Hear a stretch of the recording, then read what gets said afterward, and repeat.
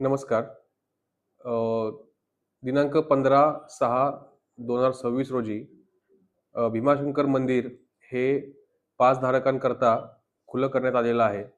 याच्यामध्ये मंदिर हे सकाळी 7 ते सकाळी 11 या 4 तासांकरता सुरू असणार आहे.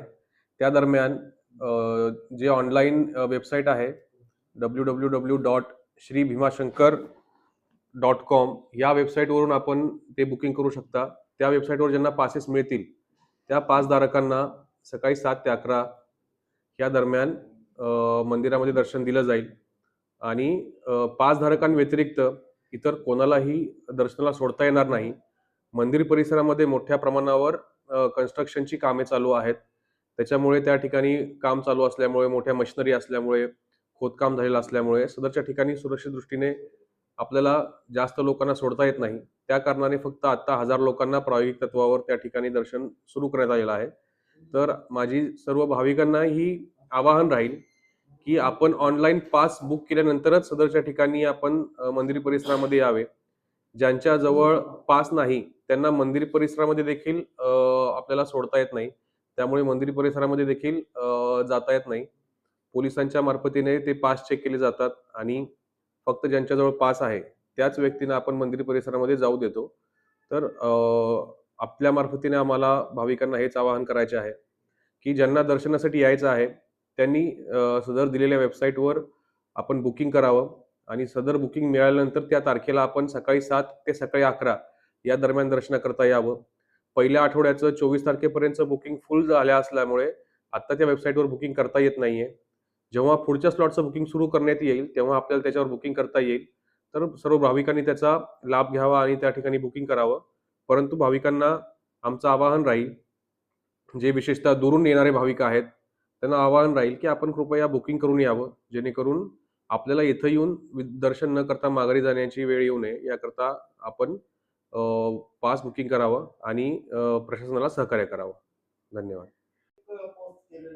अ, भीमाशंकर मंदिर हे बरंच गोडेगाव आणि खेडपासून पण जवळपास 1.5 ते 2 तासांच्या अंतरावर आहे.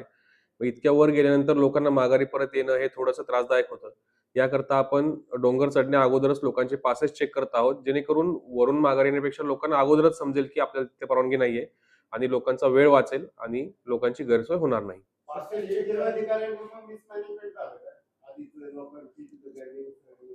नाही असं म्हणता येणार नाही. कारण भाविक हे भीमाशंकर मंदिराच्या इथे दररोज 25 ते 30,000 भाविक येत असतात.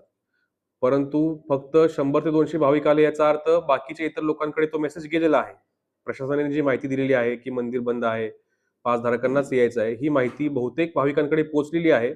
फक्त ज्या भाविकांपर्यंत तो मेसेज गेला नाही, ते भाविक आलेले आहेत आणि सर्वांपर्यंतच तो मेसेज पोहोचेल असं नसतं. त्याच्यामुळे असं म्हणता येणार नाही. सध्या तिथं जे कामकाज चालू आहे, ते बघता ते कन्स्ट्रक्शनचं काम चालू असल्यामुळे जास्त लोकांना त्या ठिकाणी पाठवून मग काम बंद ठेवून आपल्याला ते काम वेळेत पूर्ण होणार नाही, याकरता केलेली ही ॲडजस्टमेंट आहे. जे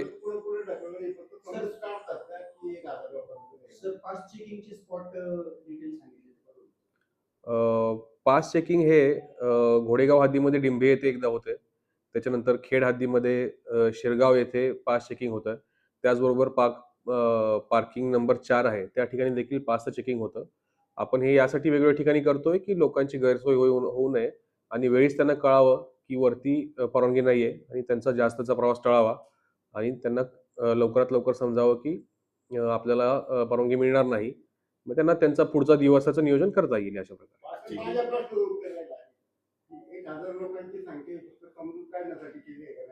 बरेच जे काम चालू आहे, हे काम हा खूप मोठा आराखडा आहे. जे काम 2 वर्षामध्ये व्हायला पाहिजे होतं, ते काम जवळपास त्यांनी 6 महिन्यामध्ये पूर्ण केलेलं आहे. अत्यंत स्पीडने केलेलं आहे. परंतु जर दर्शन पूर्णपणे चालू केलं, तर लोकांचा वावर इतका वाढेल, की तिथं आपलं कामकाज होऊ शकत नाही. परंतु कुंभमेळ्यापूर्वी हा पूर्ण आराखडा, विकास आराखडा पूर्ण करणं देखील आवश्यक आहे. आणि खूप दिवस भाविकांचं दर्शन बंद पण ठेवता येत नाही पूर्णपणे. त्यासाठी थोड्या प्रमाणात दर्शन चालू ठेवणे आणि थोड्या प्रमाणात काम चालू ठेवणे, असा हा साधलेला सुवर्ण मध्य आहे. पास चेकिंगचं काम नेमकं कोणाकडे आहे? देवस्थान प्रशासन की पोलीस प्रशासन? पास चेकिंगचं काम हे पास देवस्थान प्रशासनातर्फे दिले जातात. त्यांच्यातर्फे चेक केले जातात. परंतु तिथं त्या ठिकाणी गर्दी होऊ नये आणि ज्यांच्याकडे पास नाहीत ते लोकं मंदिरापर्यंत जाऊन त्या ठिकाणी गर्दी आणि अ, अडचण होऊ नये याकरता आपण पोलीस देखील सदरचे पास चेक करत आहेत. तर आता 7 दिवसांचा प्लॉट हे कन्फर्म आहे.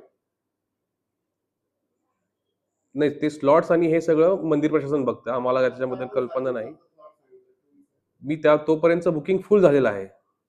हे मी तुम्हाला सांगितलं. म्हणजे तुमचा आज मिळेल का नाही आपण सांगू. हां, पुढचं जेव्हा सुरू होईल तेव्हा मिळेल.